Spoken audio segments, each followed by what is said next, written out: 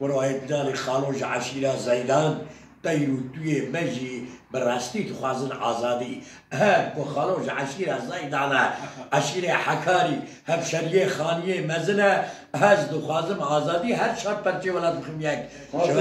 و سر چاوه من هزوان را تشلم سلام علیه سیدای یکتارا جو شباب پرور را هزوان پارزم ورم دسته هردو بگرن خواه بیشن وقت سیدا حاکان نهان نام خاربا امی فردک حاکان جمع امی چوچک چویا بنداری رای دی مقام اخلاص کن وقت ادواز خورته کردم حالا ورم بداری ورم سیدا خورته کردم قرب نامودنگ و من هلگرتیم موت بنگ از حرم شهر از حرم جنگ نگی سیدا که اصلا اسمه هیکم بیرو هیک نفر هیک بریش که گنده سیدا را بینن که گیرم سر شیخ و ملا شمان لیده از لیده دم همه قاضر دوان شیخ و ملای کن نه ولد پرورن ما ببلو رفا قاضر دوان با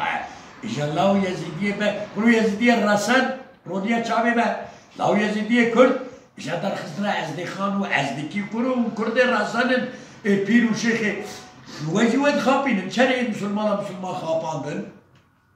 لا من كيما ازدا قلت يا لريشا شيخ سعيد بفلسفة دخوازم وكمي جتبدا جنومي قرورا من هم وكشير سريخ هلدن كي سربلندن بجيهان جارك أبدا زارين أهل ريشا شيخ سعيد بفلسفة صلاح الدين أهل ريشا شيخ سعيد بفلسفة سيداي من صدر الدين لريشا شيخ سعيد بفلسفة من وحقانو حضرتي إبراهيم من غياث الدين شمان تو تشتاكدين اتميجي مرسوم لنين دي چون أبي كردستان بإسلامي خلاص كم قدي بياري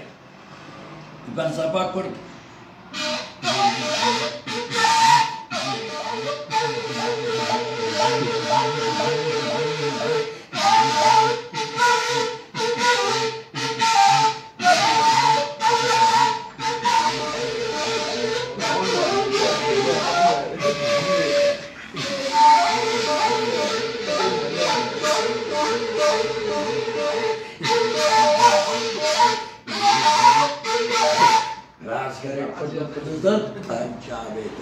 برو هشترك چند حبات